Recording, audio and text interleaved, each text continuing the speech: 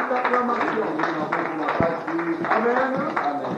Je suis dans la joie ce matin Parce parce que nous coupons les ribans des enseignements prophétiques aujourd'hui. Alléluia. Amen. Tu es une personne heureuse.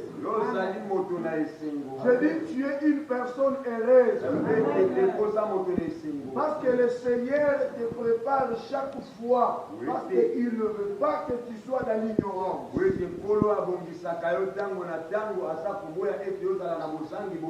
C'est pourquoi à chaque reprise, il a toujours l'envie de nous parler dans la profondeur. Parce que Dieu lui-même est profond.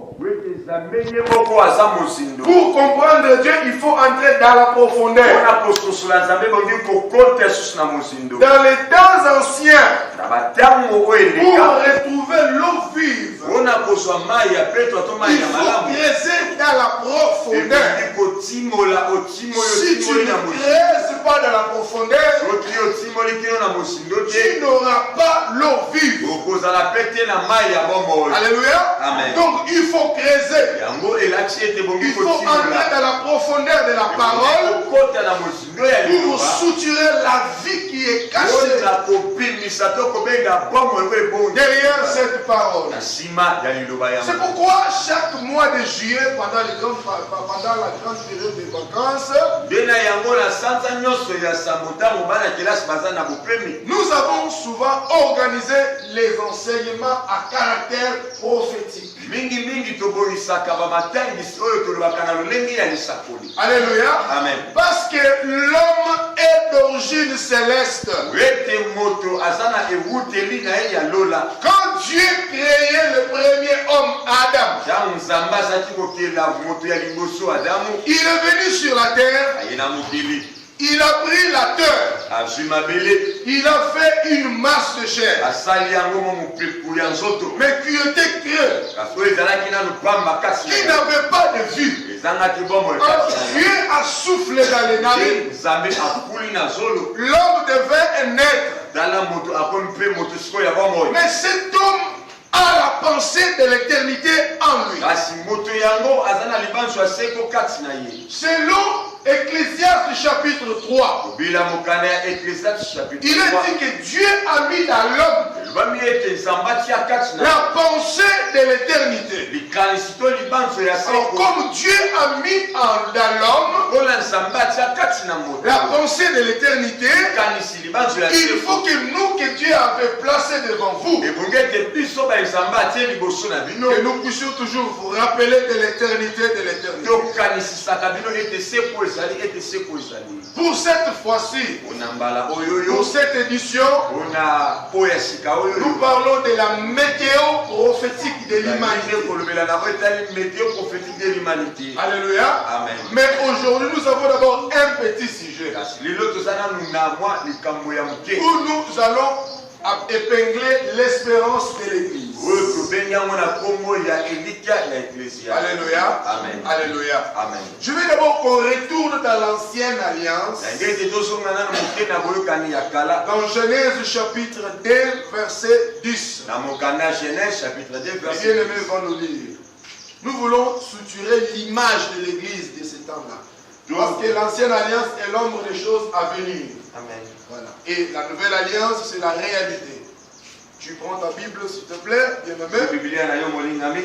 Si tu as une Bible électronique, tu l'ouvres. Ta parole, tu es déjà là. Amen. Oui, tu peux lire au sein. Nous pouvons nous lever, s'il vous plaît. Voilà, bien aimé. Genèse, chapitre 2, verset 10. Un fleuve sortait d'Éden pour arroser les jardins. Et de là, il s'est divisé en 4 bras. Le nom du premier bras était Pishon. C'est lui qui entoure tous les pays de Havila où se trouve l'or. L'or de ces pays est pur. On y trouve aussi le bdellium et la pierre d'onyx. Le nom du second fleuve est Pishon. C'est lui qui entoure les pays de Cush. Le nom du troisième est Hiddekel, c'est celui qui coule à l'orient de la Syrie. Le quatrième fleuve, c'est l'Euphrate. Parole du Seigneur. Amen. Nous pouvons prendre place. Lobo Jessica. Quand Dieu a créé la terre, alléluia, amen. Maintenant il y a une pensée qui s'est élevée en Dieu. Il a dit, je dois quand même avoir un jardin. Alléluia. Amen. Un jardin qui sera une propriété privée de l'Éternel des armées. Alléluia. Amen. Quand Dieu a planté un jardin, nous comprenons que les jardins, pour les agriculteurs, les jardins c'est un lieu ou une portion de terre qui appartient à un homme. Donc bien, une portion de terre qu'un homme a acheté. Et ce dernier l'entoure par la haie. Ou soit tu peux mettre des briques. Donc cette portion qui est enclavée là, c'est ce que nous appelons le jardin. Maintenant l'Éternel, quand il a planté un jardin dans Éden, pour que ce jardin produise des choses, pour que la terre puisse germer dans ce jardin-là, parce que quand on laboure la terre, on a l'objectif de s'aimer, pour avoir quelque chose. Mais selon les agriculteurs, si la terre, le sol est sec, il y aura 1000 difficultés. Vous avez 90% d'échouer quand vous allez s'aimer. Alors nous devons passer au temps où nous devons mouiller la terre. Où il faut arroser la terre afin que lorsque la semence est semée, qu'elle puisse bien produire. Alléluia. C'est pourquoi on nous dit ici que nous dans Genèse, ils disent que non, un fleuve sortait d'Éden. Et ce fleuve arrosait les jardins que l'Éternel avait plantés. Et ce jardin s'est subdivisé en 4 bras. Donc il n'y avait pas 4 fleuves. Tu le comprends bien? Amen. Alléluia. Amen. Il y avait un seul fleuve, mais qui vient se subdiviser en 4 bras. Donc pour que ce fleuve-là arrose bien le jardin, il doit se subdiviser en 4 bras. Alléluia. Amen. Parce que les jardins devraient recevoir la semence. Or, quand la semence vient, si l'arroseur ne vient pas arroser, la semence ne va pas pousser. Si l'arroseur ne vient pas travailler dans les jardins, la semence ne va pas pousser. Alors il faut que l'eau mouille la terre pour que les jardins produisent le fruit. Alléluia. Amen. Nous comprenons par là que l'ancienne alliance est nombre de choses à venir. C'était la préfiguration du véritable jardin. Du véritable jardin appelé Église. Quand Dieu a créé le monde, il ne pouvait pas rester comme ça au croissant. Il a commencé cette même histoire avec Israël. Il a dit, je dois quand même chercher un peuple à moi. Il a pris Abraham. Il a mis Abraham à part. Il a dit, quitte la maison de ton père, quitte la maison de ta mère, va dans les lieux où je te montrerai.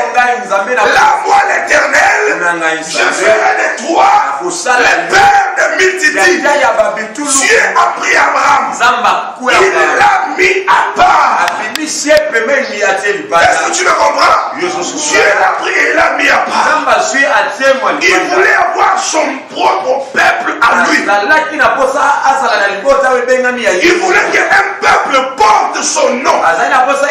C'est pourquoi il a dit à Abraham, quitte là où tu es. Alléluia. C'était la préfiguration de l'église. Parce que l'ancienne alliance, c'était l'ombre. L'ancienne alliance, c'était l'image. Alléluia. C'est pourquoi quand ils sont arrivés en Égypte, la Bible déclare, Joseph a dit à Pharaon, mes frères, ce sont un peuple pasteur. Ce sont des éleveurs. Or, selon l'histoire, nous savons que ça, le Nil, Égypte serait un désert.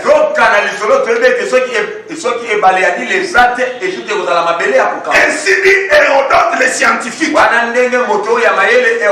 Joseph, en sachant toutes ces choses, il a dit que je veux que mon peuple vive à Goshen. Or, selon la géolocalisation, Goshen est à nord-est de l'Égypte. Il est situé sur les montagnes. Et là, il y a la pâture pour nourrir les brebis. Comme il est un peuple pasteur, il doit avoir l'air de mer à part. Cela veut dire quoi? Quand bien même qu'ils étaient en Égypte, ils n'étaient pas égyptiens. Alléluia. Ils vivaient à Goshen. C'est pourquoi la Bible déclare, nous sommes dans le monde, mais nous ne sommes pas de ce monde. Nous sommes un peuple mis à part, un peuple racheté. Merci Saint-Esprit.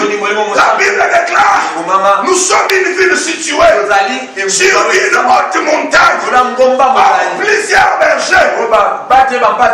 Ils amènent souvent leur brebis à la montagne. Matthieu chapitre 18 verset 12. On nous montre l'histoire d'un berger qui avait 100 brebis. C'était dans la vallée au sommet. C'était au sommet. Alléluia. Donc le peuple mis à part, il n'est pas dans la vallée, mais il est au sommet de la montagne. Il est haute voix le sommet de la montagne. Le sommet de la montagne. Acclame le Seigneur Jésus.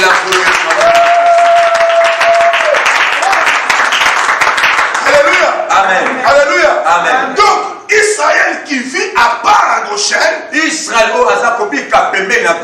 n'est rien d'autre que l'image de l'église. Alléluia. Amen. Nous aussi, nous sommes dans l'Égypte moderne. L'Égypte qui veut dire le monde. Pharaon qui montre la puissance du diable. Car l'Égypte était soumis à Pharaon. La Bible déclare, le monde entier est sous l'emprise du malin. Et même qu'Israël était à Goshen, il ne voulait pas vivre dans les méli-mélo. Toi, c'est moi. Nous formons un corps. Un peuple mis à part. Racheté par le sang de l'agneau. Alléluia. Amen. Nous sommes hors des systèmes de ce monde. C'est ça l'église. Alléluia. Alléluia. Amen.